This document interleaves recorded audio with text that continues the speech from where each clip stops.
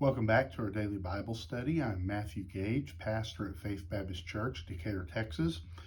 We're in Genesis chapter number 38 today, Genesis chapter number 38. And this is an account that you might scratch your head and wonder, why in the world is this in the scriptures? And once you get done reading it, I think that is a very likely and proper reaction to this chapter. This is one of those accounts where no one looks good. This looks like something out of the book of Judges. It looks like something out of one of the, very dark and lack of spiritual insight, lack of direction, lack of godliness. All those kind of things. The events that take place in this chapter are just shameful.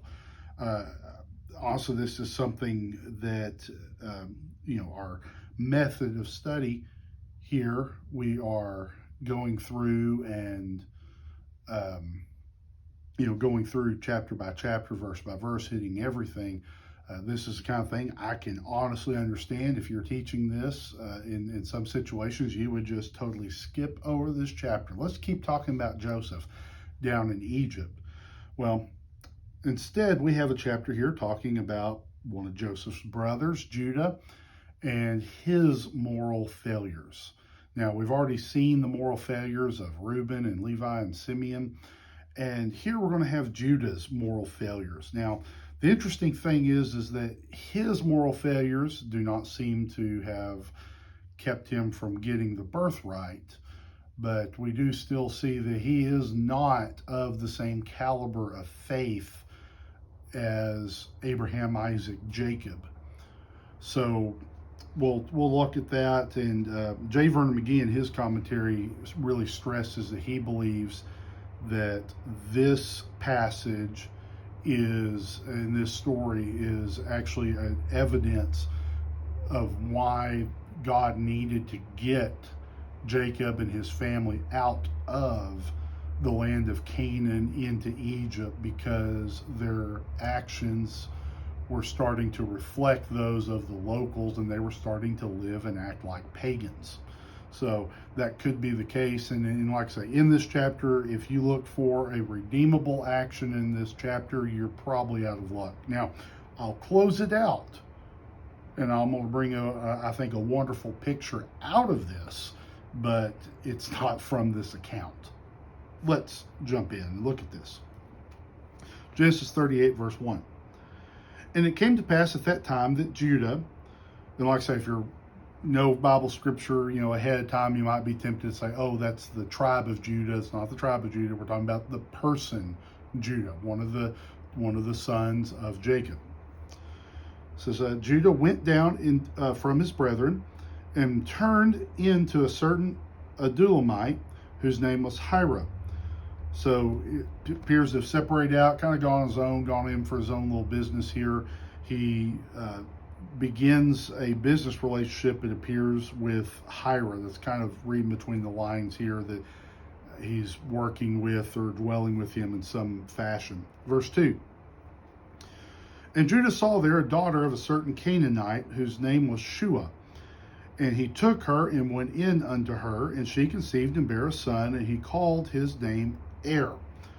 So while he's off on his own, in a place he shouldn't have been, he falls in love with a woman he should not have fallen in love with, that he marries, should not have married, has offspring. And this is going to begin a very tragic line that starts back with the mistakes of Judah.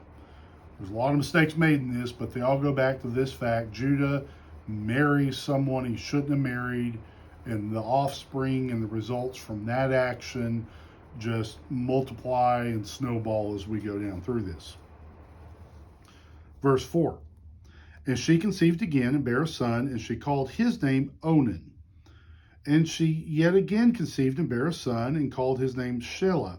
And he was at Chezib when she bare him. And Judah took a wife for took a wife for his firstborn, whose name was Tamar. So this is encompassing quite a bit of time. In fact, some people think chronologically this may be before chapter 7. Sounds like maybe during the time of chapter 37, some of this is going on. This is all background we're getting into that I think is telling a story in the main part of this chapter that takes place in this proper time between chapters 37 and 39. But this is all background. So Er is now grown, old enough to marry, so he's up probably in his teenage years. And so Judah has got a wife for her, for Er. That wife is Tamar. Verse 7, and Er, Judah's firstborn, was wicked in the sight of the Lord, and the Lord slew him. Er was so bad that God said, I can't let you live on this earth. You're ashamed to the name of your grandparents, your forefathers. I can't even allow you to live. So Er dies out of the judgment of God. But he has a wife. So what happens to Tamar? Verse 8. And Judah said unto Onan, go in unto thy brother's wife and marry her, and raise up seed to thy brother. So this is what's called Leviright marriage that we see practiced in Judaism, and there's provisions made in the law.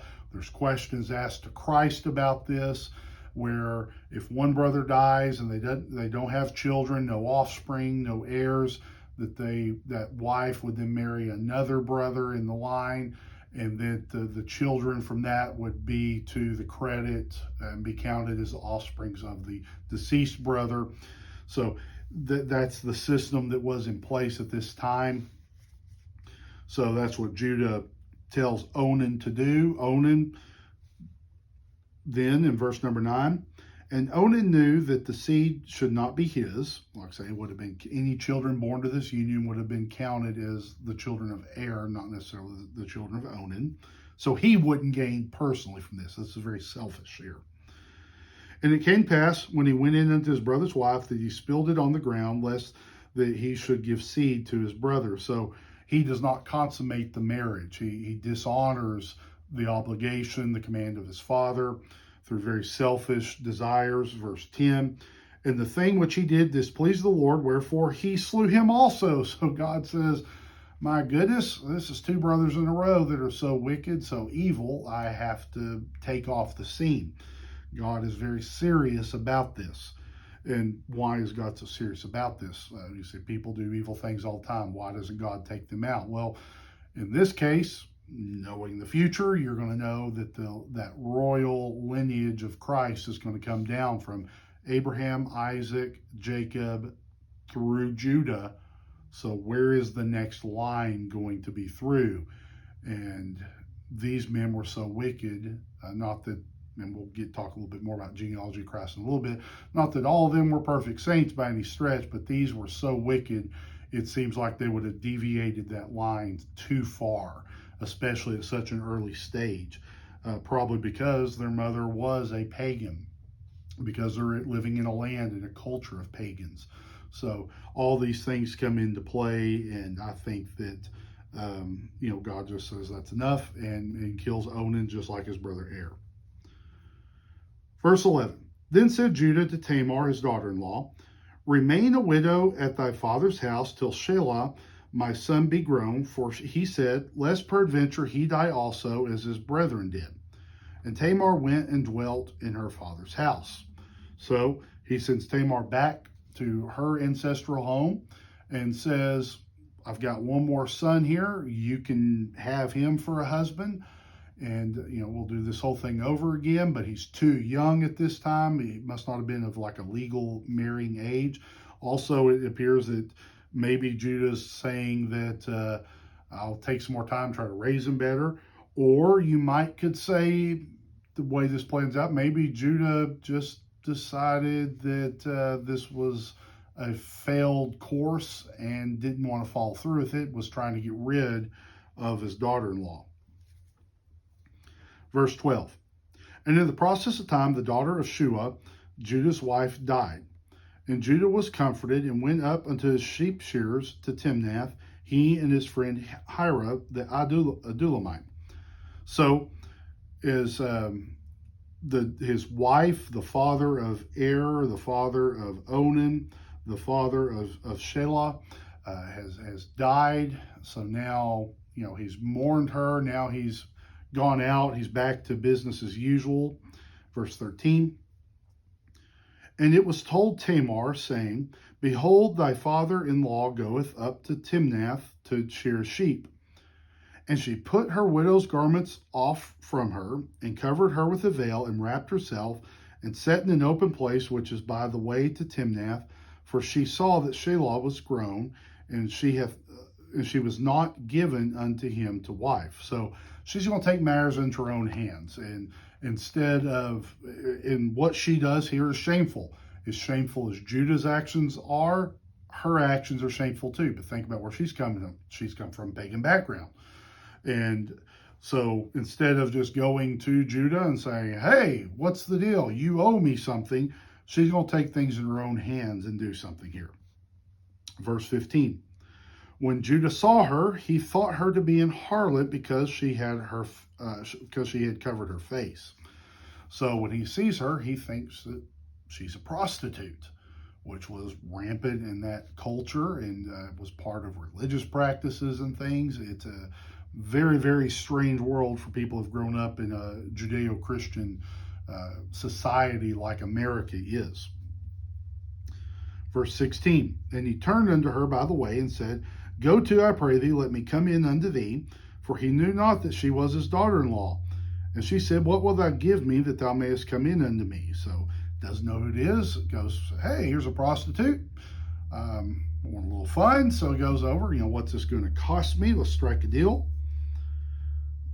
Verse 17, and he said, I will send thee a kid from the flock. And she said, Wilt thou give me a pledge till I send it? So the first thing is that, hey, I'll send you something from the flock. But of course, you'd have to go back and get that. And so she says, okay, well, I need some collateral. I need something to keep until then. So, what's that pledge? What are you going to give me? Verse 18, and he said, What pledge shall I give this? Well, what do you want for this? And she said, Thy signet and thy bracelets and thy staff that is in thy hand. And he gave it her and came in unto her, and she conceived by him. So wants his ring, his probably ring there, his official seal, the bracelets he wore on his hand, very personal, and also the staff. I mean, these symbols of who he was. And then verse 19, and she arose and went her way and laid by her veil from her and put on her garments of her widowhood. So she goes back to the way it was, goes back dressing like a widow, living like a widow, except for this one little event here where she plays the harlot with her father-in-law. And you'll note there, in this event that she has conceived. She's going to have not just one child, she's going to have two, we're going to see. Verse 20, and Judah sent the kid by the hand of his friend the Adulamite to receive his pledge from the woman's hand, but he found her not. So when he goes back, he says, hey, so I owe the harlot down there, I owe her one of the kids, so would you take one of them and go pay her for me? So he goes to do it. She's not there. Verse 21, and then he asked the men of that place, saying, where is the harlot that was openly by the wayside? And they said, there was no harlot in this place. So they said, where is she? Well, there is not one. Well, this is beginning to look pretty bad. Verse 22, he returned to Judah and said, I cannot find her. And also the men of the place said that there was no harlot in this place. And Judah said, let her take it to her, lest we be shamed. Behold, I sent this kid, and thou hast not found her. So basically Judah says, well, I tried. I guess it's a good thing I left the collateral thing to her. It'll just be shameful. If we keep doing this, we'll just let bygones be bygones here. Verse 24. And it came past about 3 months after that it was told Judah, saying, Tamar, thy daughter-in-law hath played the harlot, and also, behold, she is with child by whoredom. And Judah said, bring her forth and let her be burnt. So word comes, daughter-in-law has been unfaithful. My goodness, she's pregnant now, and she's not supposed to be with a man. She was supposed to be respecting her widowhood, and so Judah calls for justice. Bring her out. She needs to be killed. Note here, burning. This is Jewish customs usually are stoning, so I think this is a pagan influence there also. Verse 25. When she was brought forth, she sent to her father-in-law, saying, by the man whose these are am I with child. And she said, discern, I pray thee, whose are these, the signet, the bracelets, and staff. So as they're coming to get her, she sends word back to Judah and says, oh, I'll tell you whose children I am bearing here, who got me pregnant. It's whose these belong to. Verse 26, and Judah acknowledged them, saying, yep, that's my stuff, and said, she hath been more righteous than I, because that I gave her not to Shelah my son, and he knew her again no more. So he said, this is insane to me, just that phrase, that she hath been more righteous than I. It's like, she's been more right than you. Nobody's right in what's going on here. You didn't hold up your end of the bargain, and by the way, you made some pretty lousy sons in the process, and you deprived her of what was rightfully hers. She did something very shameful in what she did, in taking matters into her own hands, and just like I say, terrible situation all the way around. No one looks good in this. So I said something one time about somebody else, so this is like Thumbelina and Tom Thumb, saying one's taller than the other when they're both as minuscule and short as can be. That's exactly what this is. Pot calling the kettle black, all those quaint little sayings like that. I mean, no one looks good in this. Verse 27, we see the end of this. It says, and it came to pass in the time of her travail that, behold, twins were in her womb. Of course, they didn't have sonograms or anything, didn't know that until the babies start popping out. Verse 28, and it came to pass when she travailed, that the one put out his hand, and the midwife took and bound upon his hand a scarlet thread, saying, this came out first. So the first baby starts to come out, and so they mark it using by tying this thread onto its hand. Verse 29, and it came to pass, as he drew back his hand, that behold, his brother came out. And she said, how hast thou broken forth? This breach be upon thee. Therefore his name was called Pharez, which means a breach. So anyway, so the child that looks like it's going to be the firstborn wasn't the firstborn. Instead, it's the second, the second child becomes the first. It's a very strange situation.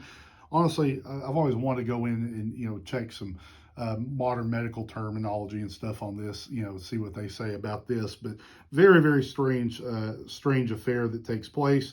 Verse 30, and afterward came out his brother that had the scarlet thread upon his hand, and his name was called Zerah.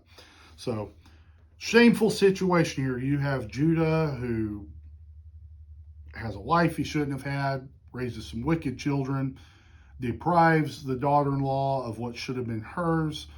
She acts in a terrible, sinful way to fulfill the obligation that Judah should have made sure have been obligated there, that that offspring would be had, for the family, for that original union between Tamar and And in the end, we have this weird circumstance with these two babies. Of course, nothing in this is going to come out and be simple or anything. So that's the story of chapter number 38. And you say, my goodness, where does this go? Well, chapter 39, we're going to jump back and we're talking about Joseph. That's pretty much the end of this story as far as this goes.